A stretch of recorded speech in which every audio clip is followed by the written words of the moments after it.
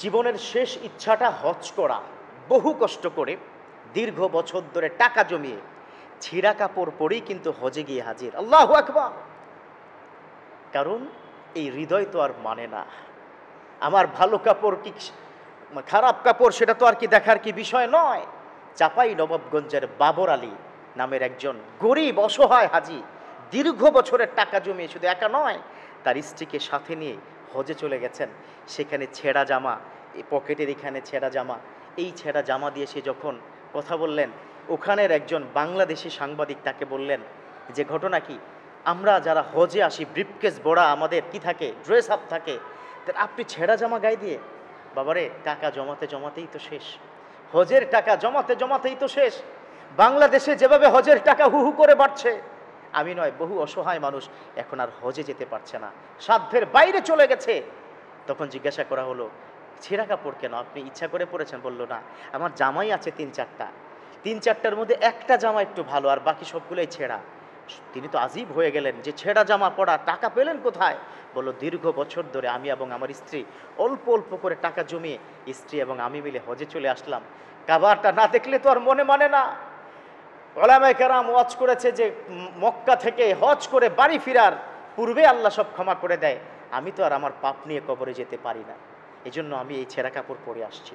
আর তিনি একটা অভিযোগ তুলেছেন যে বাংলাদেশের টাকা, হজের টাকা যেই পরিমাণ, যেখানে আপনারা অবাক হবেন, ওমরার টিকিটের টাকা কিন্তু মাত্র আপ ডাউন টিকিট 70,000 টাকা, অথচ হজের ক্ষেত্রে তার 4 গুণ। কেন 4 গুণ হবে?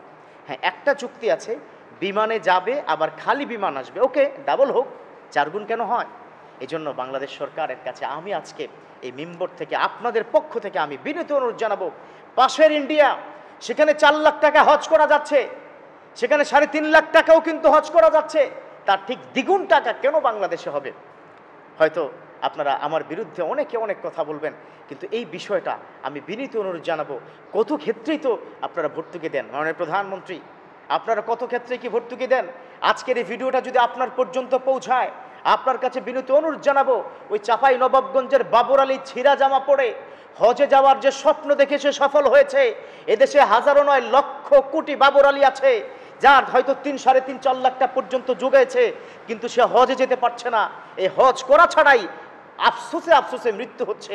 অতএব আপনি যদি চান কিছু টাকা ভর্তুকি দিয়ে বা এই বিমান বা এই জাতীয় যারা আছে এজেন্সি, তাদের সাথে বসে কতটা রিডিউস করা যায়, কতটা ফ্লেক্সিবল করা যায়, কতটা সাধ্যের মধ্যে হজ করা যায়, যদি আপনি এটা করতে পারেন, তাহলে হাজারো নয় লক্ষ কোটি বাবর আলী যারা ছিঁড়া জামা দিয়ে হজে যায়, এই ধরনের লক্ষ কোটি বাবর আলী ঘরে ঘরে চোখের পানি ফেলছে, তারা আপনার জন্য দোয়া করবেন। আজকে এটাই হলো এখানের মেসেজ। শুধু আপনাদের সামনে এই তথ্যটি দেওয়ার জন্য নয়, এই মেসেজটি আমি আজকে মেম্বর থেকে দিতে চাই। নিশ্চয়ই মাননীয় প্রধানমন্ত্রী তিনি বিভিন্ন জায়গায় ভর্তুকি দিচ্ছেন, তিনি চাইলে এদেশের লাখো মানুষের হজের সওয়াব আপনি পাবেন। মাননীয় প্রধানমন্ত্রী, আপনি হজের সওয়াব পাবেন, এটা চূড়ান্ত কথা বললাম। আপনি যদি 1 লক্ষ টাকা তাদেরকে ডোনেট করতে পারেন, অথবা আরও 1-1.5 লাখ টাকা কমিয়ে যদি আনতে পারেন, তাহলে নিশ্চয়ই নিশ্চয়ই এই সওয়াব আপনার আমল নামায় যাবে। আল্লাহ পাক হাজার লক্ষ কোটি বাবর আলীর সওয়াব যেন আপনাকে দিয়ে দেয়, এবং বাবর আলীরা ছেঁড়া জামা পরে যারা যারা হজে যায়, এই ধরনের ব্যক্তিদেরকে যেন আরও হজ করার সুযোগ করে দেয়। সবাই পড়ি আমিন।